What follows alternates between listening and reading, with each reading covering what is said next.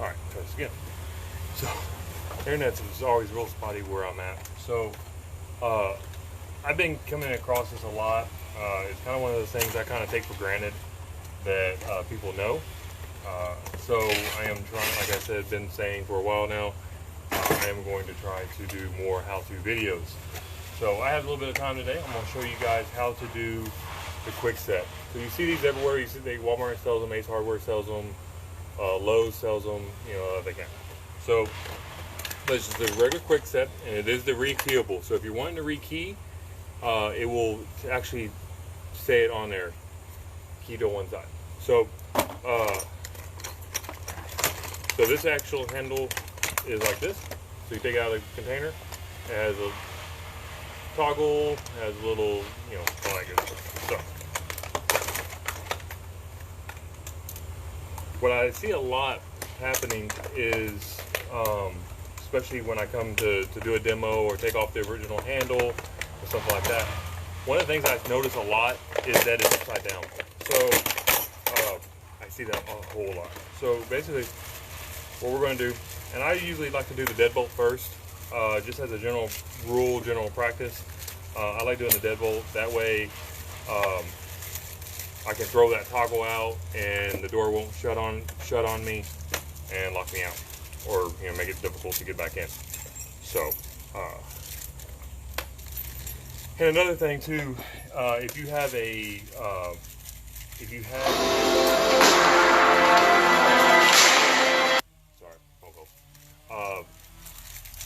also if you have a actual keyless entry to your house, some of those have a set screw that goes in the very bottom, and if you do the handle first, if you do the actual handle first, then you can't put that set screw in. So it's like I said, as a general rule, general practice, I just try to do the deadbolt first.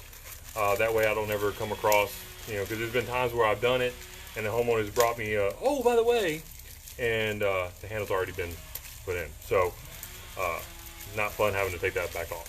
So like I said, just general practice, general rule, I just use the deadbolt first. So get all these little baggies open. Like I've said before, guys, I do a live feed, so you see everything. All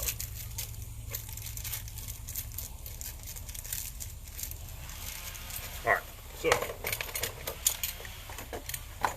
this you don't need, right? You don't need that. If you're doing a pre-hung door, you don't need it. All right, take your deadbolt. See where it says, I don't know if you can actually focus in on it, but right here, it says up on both sides, okay? It literally says up. So what this is too, that's for a long sleeve and short. Okay, and that's the depth of your bore. So however far this top bore is in, especially your old mahogany doors, your older homes, you know, that bore is really deep, and that's what that's for. So make sure it says up here.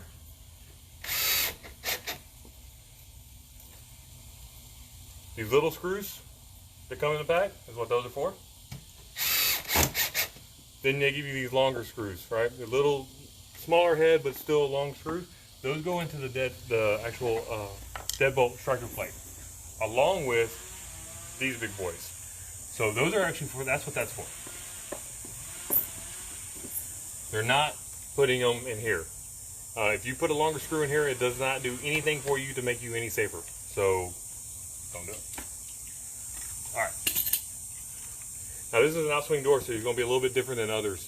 So this lock here needs to be on. Okay, it keeps it from being broken into.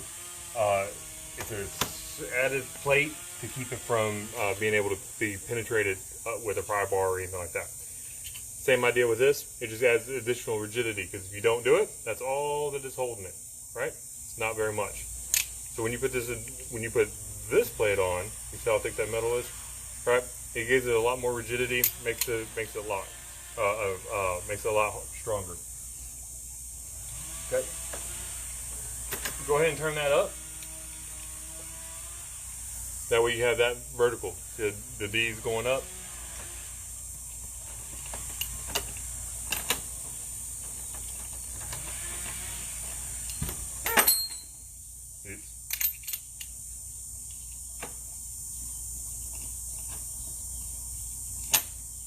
slide right on. And then you got these long screws here, nice and pretty finish on the end.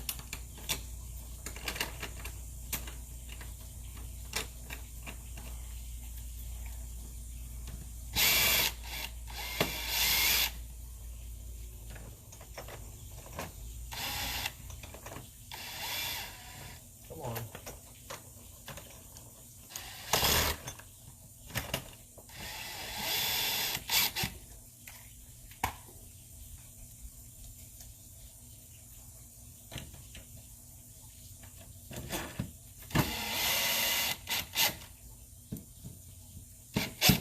Okay.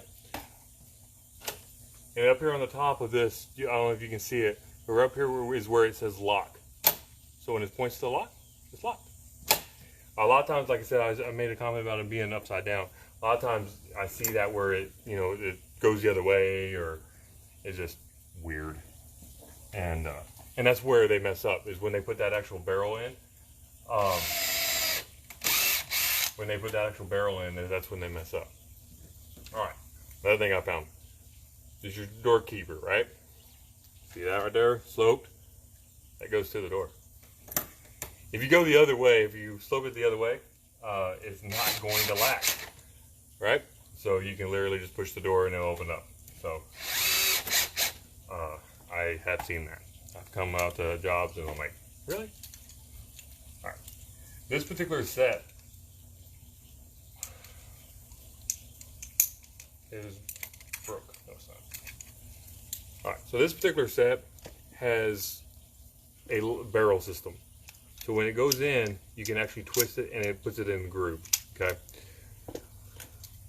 One thing I do, and it's always benefited me, because a lot of times they run a Loctite solution in here, you know, the blue Loctite. That tastes really, really bad when you swallow it.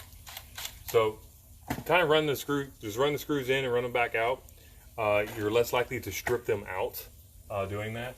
Sometimes that Loctite can bind it up. So when you put this through, I don't know if y'all saw me, but I kind of push this in. It allows more clearance for that to come in. Twist it on. All right. Now on these with the handles like this, I don't use a drill because it will scar the door or scar the handle up if you use a drill, and you're more likely to strip these screws out. They're really just designed to hold. They're not designed for any kind of security or anything like that. So they're not the strongest screws out there. So that's why I just do it old school way with a Phillips screwdriver, okay? Because like I said, if you don't, you run that risk of stripping them out. And all right. Check, make sure when you open it and it twists, it rejects back out. If it doesn't come right back out, then it's too tight.